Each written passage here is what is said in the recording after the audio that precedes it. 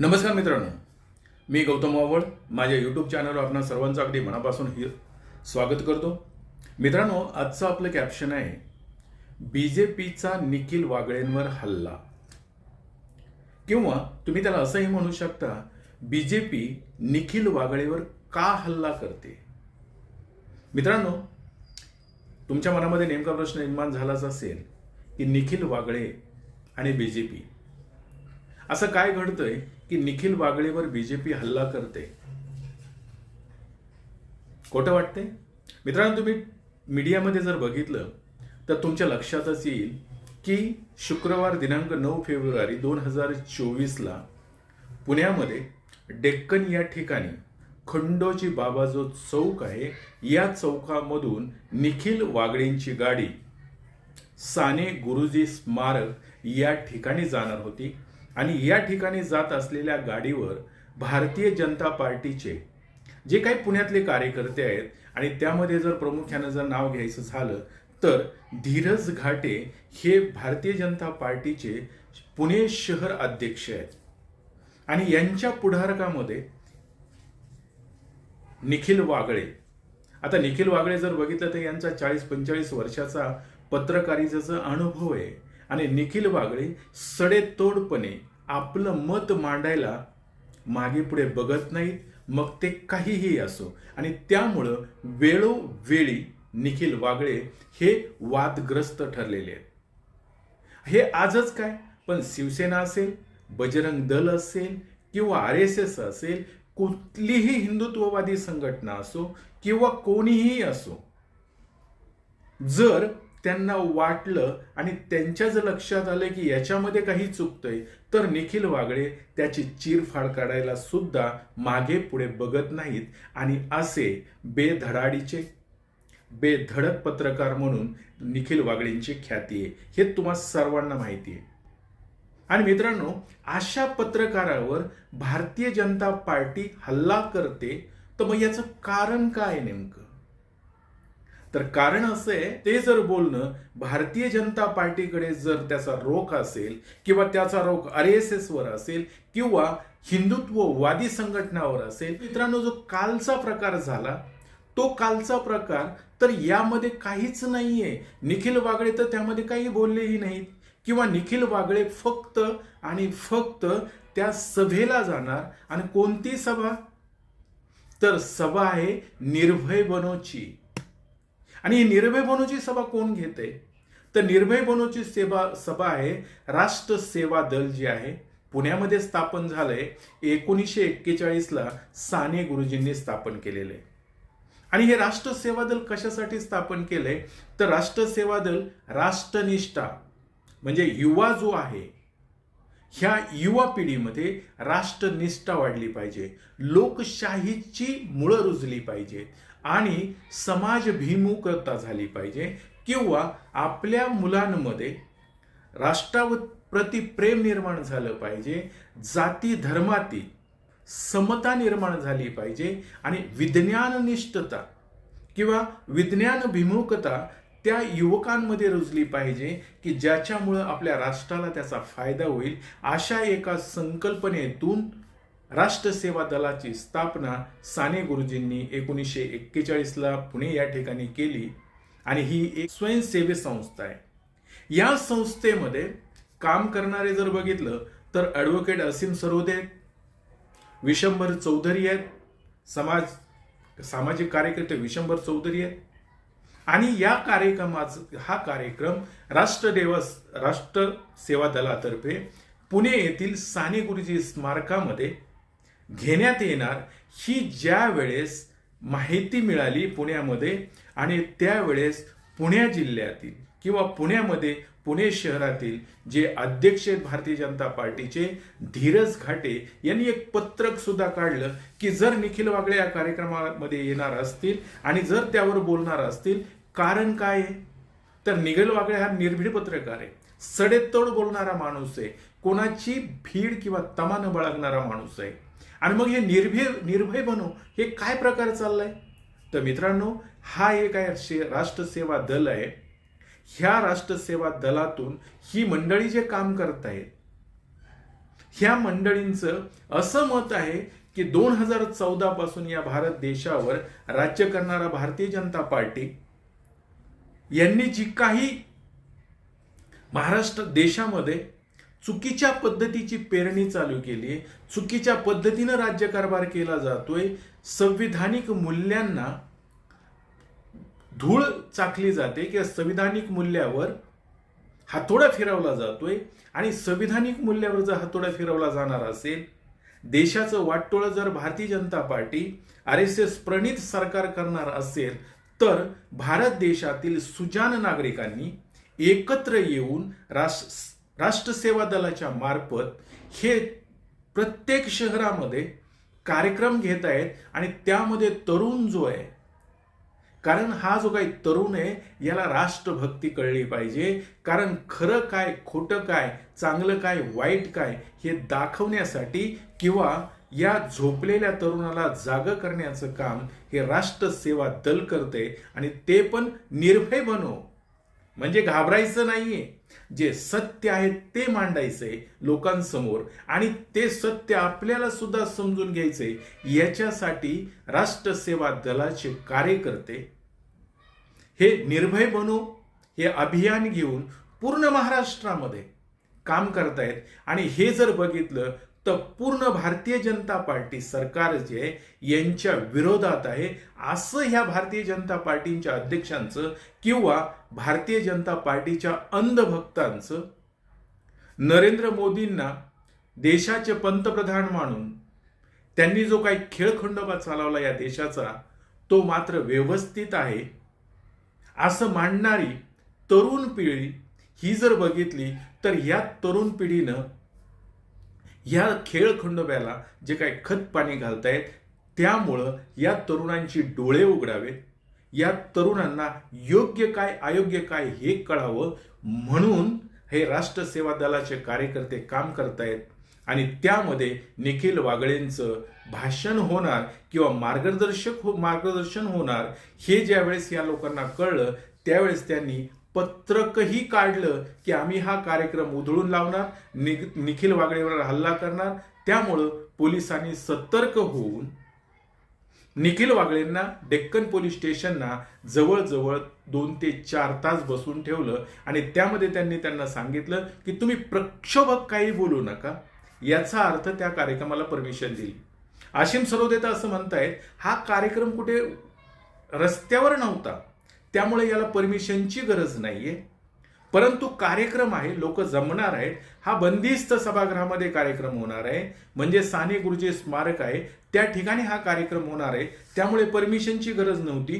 परंतु पोलिसांना ज्यावेळेस माहिती पडलं त्यावेळेस पोलिसांनी यांनी कार्यक्रमाला जाऊच नाही त्या ठिकाणी अशी व्यूहरचना केली। 200-250 पोलीस त्या ठिकाणी होते आणि पोलिसांनी निखिल वागळेंना जे मग प्रोटेक्शन द्यायचं ठरवलं तर निखिल वागळेंची गाडी पुढं आणि हे पोलिसांची गाडी मागं। मित्रांनो, प्रोटेक्शन असं नसतं।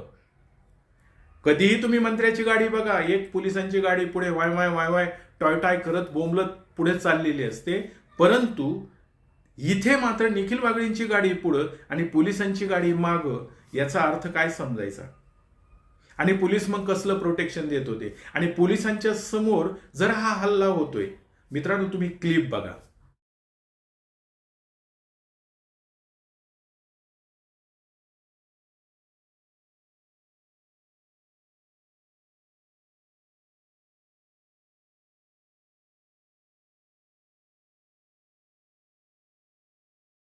बघितली?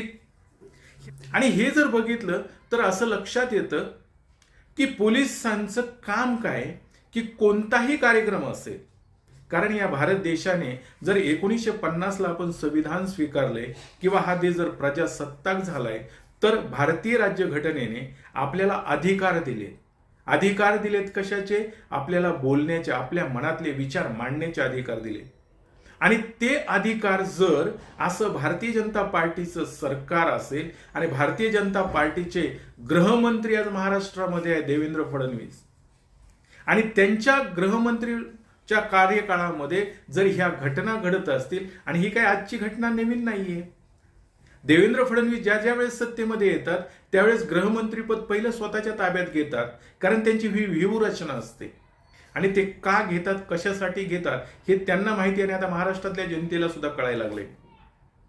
मित्रांनो, हेच काय, पण दरवेळी जर असंच होणार असेल, एखादा माणूस जर बोलायला लागला तर त्याचं बोलणंच संपवायचं किंवा त्याला बोलूच द्यायचं नाही, याचा अर्थ भारतीय घटनेने दिलेल्या मूलभूत अधिकारावर किंवा हक्कावर जो काही कलम 19 आहे माझ्या मनातले विचार मांडण्याचा, तो हक्कावर गदा येते. म्हणजे लोकशाहीचा गळा घोटण्याचं काम या ठिकाणी केलं जाते असं दिसते. आणि गृहमंत्री त्यावर काहीच बोलत नाहीये देवेंद्र फडणवीस. आणि ही एक घटना नाहीये, महाराष्ट्रामध्ये मुंबईमध्ये दर दिवस काही ना काही चालू आहे. गृहमंत्र्यांना त्याची काही तमा नाहीये. हे जर बघितलं तर पोलिसांच्या समोर जर हा हल्ला होत असेल तर पोलिसांनी काय केलं पाहिजे? पोलिसांनी स्वतः फिर्याद दिली पाहिजे आणि जे काही कार्यकर्ते आहेत, जे काही लोकांनी हे केलंय त्या लोकांवर गुन्हा दाखल केला पाहिजे. अजितदादा पवारांनी सांगितलं की ही महाराष्ट्राची संस्कृती नाहीये आणि हे असं झालं असेल तर गुन्हा दाखल होईल. आपण आशा ठेवायला हरकत नाही. पण बातमी अशी आहे की आता गुन्हा दाखलही झालाय. 43 लोकांवर पोलिसांनी गुन्हे दाखल केलेत.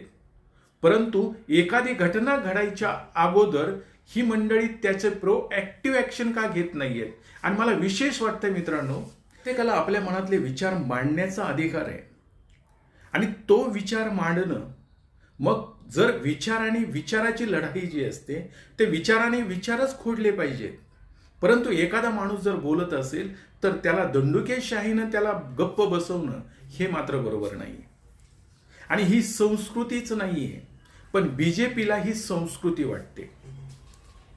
परंतु निखिल वागळेंनी सुद्धा असं म्हटलंय की काल परवा जे काही प्रकरण झालं वंचितच्या कार्यकर्त्यांमध्ये, निखिल वागळेंना त्यांनी प्रश्न विचारले वंचितच्या कार्यकर्त्यांनी की तुमच्याकडे जर काही विषय असेल तर तुम्ही त्याला आम्हाला सांगा, परंतु त्यांच्यावर हल्ला केला नाहीये. आणि ही संस्कृती आहे. वंचित बहुजन आघाडीच्या कार्यकर्त्यांनी कुणीही त्यांच्यावर हल्ला किंवा त्यांना अपनाही, पण त्यांना विचारलं की तुम्ही जे बोलताय ते आम्हाला त्याचं उत्तर द्या. पण इथे मात्र निखिल वागळे बोलायच्या अगोदरच निखिल वागळेंचा स्वभाव माहीत असल्यामुळं भारतीय जनता पार्टीच्या कार्यकर्त्याने त्यांच्यावर निषेध केला. आणि विशेष वाटतं मला की हा जर हल्ला केला त्याचं पत्रक पुणे भारतीय जनता पार्टीचा शहराध्यक्ष काढतो की आम्ही त्यांच्यावर हल्ला करणार किंवा कार्यक्रमाच्या ठिकाणी गोंधळ घालणार, कार्यक्रम होऊ देणार नाही, याची पोलिसांना माहिती आहे. आणि मित्रांनो, या महाराष्ट्राची ही संस्कृती विकृतीत बदलली जाते. भारतीय जनता पार्टी म्हणजे सत्ताधारी पक्षाचा शहराध्यक्ष पत्रक काढून सांगतो की मी कार्यक्रम होऊ देणार नाही निखिल वागळेंचा, निर्भय बनव हा जो कार्यक्रम आहे त्याच्यामध्ये जाऊन आम्ही तो कार्यक्रम उधळून लावू. पोलिसांना माहिती आहे आणि ते होऊनही एक विशेष वाटतंय की एक बातमी पाहायला मिळते की याच लोकांनी, म्हणजे या शहराध्यक्ष असेल किंवा त्यांची टीम असेल, या लोकांनी हा हल्ला केला याची जबाबदारी घेतली आहे. म्हणजे ही कुठली संस्कृती आली आता? म्हणजे जे टेररिस्ट असतात ना, टेररिस्ट ज्याला आपण बघा म्हणतो की एखादी कोणता तरी घटना घडते, एखादा हल्ला केला जातो, बॉम्बस्फोट केला जातो किंवा काही एखादी मोठी घटना घडवली जाते, मर्डर केले जातात आणि त्याच्या हल्ल्याची जबाबदारी आम्ही घेतोय असं जर भारतीय जनता पार्टीचे कार्यकर्ते किंवा हे जर पुणे शहरचे अध्यक्ष म्हणत असतील तर मग मात्र याला आता काय म्हणायचं? विशेष वाटते. आता बीजेपीचे शहराध्यक्ष असतील, हल्ल्याची जबाबदारी घ्यायला लागलेत. यावरून तुम्ही समजून चाला की देश कुठल्या दिशेनं जातोय. पोलिस ज्यावेळेस एखाद्या मॉबमध्ये जातात किंवा तिथे जर गडबड गोंधळ होऊ नये म्हणून तिथे जर पोलिसांचं प्रोटेक्शन असतं, तर जी मंडळी गडबड गोंधळ करतायत त्यांना पोलिस व्यवस्थितरित्या पकडून ठेवतायत का त्यांच्यावर काठ्या मारतायत? विशेष वाटते. लक्षात घ्या, जरांगे पाटलांचं आंदोलन हक्कासाठी चाललंय. तिथे मात्र पोलिस त्यांच्यावर लाठ्या काट्या मारतायत आणि इथं कार्यकर्ता असणाऱ्या त्याला पोलिस आवळून धरतायत. 2 फटके मारले असते काठीचे ना तो सरळ उभा राहिला असता, परंतु त्याला धरून त्याला सगळेजण धरतायत. कुठली पद्धत आहे गृहमंत्री? वा देवेंद्रजी, खूप मस्त चाललंय महाराष्ट्रामध्ये आणि हे असंच चालेल असं वाटतंय.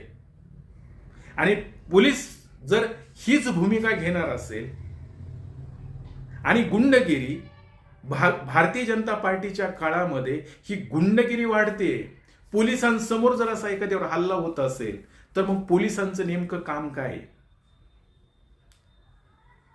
सदरक्षण आहे, खलनिग्रहण आहे, काय प्रकार आहे? फक्त लिहिण्यासाठी आणि शोबाजी करण्यासाठी. आणि गृहमंत्री काय करतायत सध्या? त्यांनी याच्यावर काही दिलंय याच्यावर काही मांडलंय मत? फक्त अजितदादांनी मत मांडले. आणि मित्रांनो, हे जर असं होणार असेल तर मग मात्र भारतीय जनता पार्टीचं सरकार हे तुम्हासाठी योग्य आहे का? हे माझ्यासाठी योग्य आहे का? या महाराष्ट्रासाठी योग्य आहे का?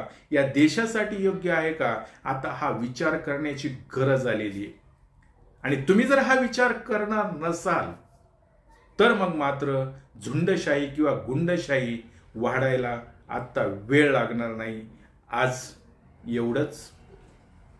मित्रांनो, असाच व्हिडिओ पाहण्यासाठी नवा विषय, नवा अंदाज, नवे विचार ऐकायला पुढचा व्हिडिओ सुद्धा पाहायला विसरू नका. एवढंच बोलतो आणि या ठिकाणी थांबतो. धन्यवाद.